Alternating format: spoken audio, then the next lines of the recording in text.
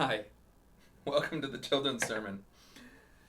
Today, we're going to be reading, as always, from the Jesus Storybook Bible, my favorite. We're going to be reading one called 10 Ways to Be Perfect. Here's the interesting thing about this story. This story, the way they write it in this Bible, covers a whole bunch of stuff that happens to the Israelites after they've left Egypt and they're wandering in the wilderness. One of the things that happens is God gives them the 10 Commandments. That's part of what the story will be about. But another thing that happens is that they receive water from a rock in the wilderness. And another time we read about how they receive bread from heaven. And so all of that is covered in this story.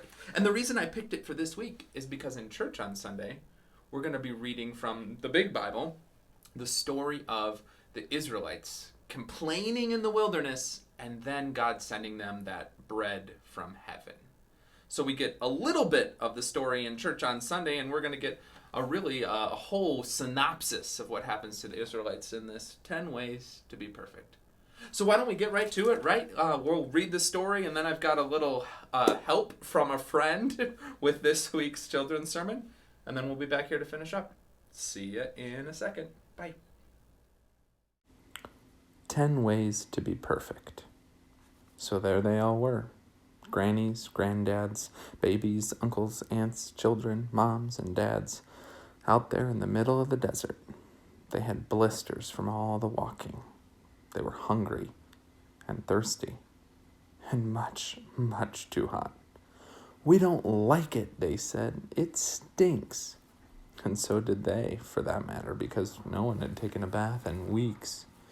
Now, remember, because this is something they'd forgotten, God had done amazing things for God's people. He'd hidden them inside a cloud, moved the sea, set them free. But God's people still weren't happy. They didn't care about being free. Wasn't it better when they were slaves?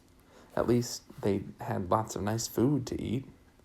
"God doesn't want us to be happy," they said. It was the same lie that Adam and Eve had heard all those years before. God has brought us out here to kill us. God doesn't love us. But they didn't know God very well, did they? Every day on their journey, God kept on showing his people how well he would look after them, if they would trust him and obey him. When they were hungry, God made the sky rain with food, bread coming down from heaven. "What is it?" they asked each other.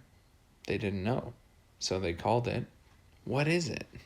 Which, of course, is a very good name for something when you don't know what it is. When they were thirsty and started quarreling, God made water flow from a rock.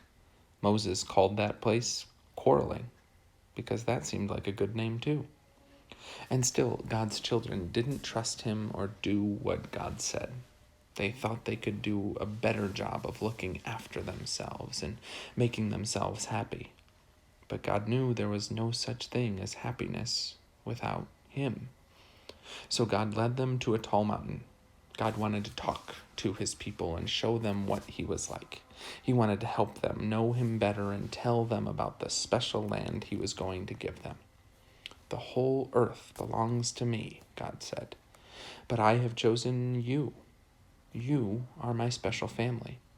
I want you to live in a way that shows everyone else what I'm like, so they can know me too." God called Moses up the mountain. The great mountain shook. A thick cloud fell. Thunder roared. Lightning crackled. And God gave Moses 10 rules, called commandments. "I want you to love me more than anything else in the whole world, and know that I love you too," God told them. That's the most important thing of all. God gave them other rules, like don't make yourselves pretend gods, don't kill people, or steal, or lie. The rules showed God's people how to live, and how to be close to him, and how to be happy. They showed how life worked best. "God promises to always look after you," Moses said. "Will you love God and keep these rules?" "We can do it. Yes, we promise." But they were wrong. They couldn't do it. No matter how hard they tried, They could never keep God's rules all the time. God knew they couldn't, and God wanted them to know it too. Only one person could keep all the rules, and many years later, God would send him to stand in their place and be perfect for them, because the rules couldn't save them. Only God could save them. Too much! The pain! No! Ow! Let it stop! Stop the pain! Many throws! Over and over! Too many throws, no more. I'm tired of throwing the ball. Now give it to me.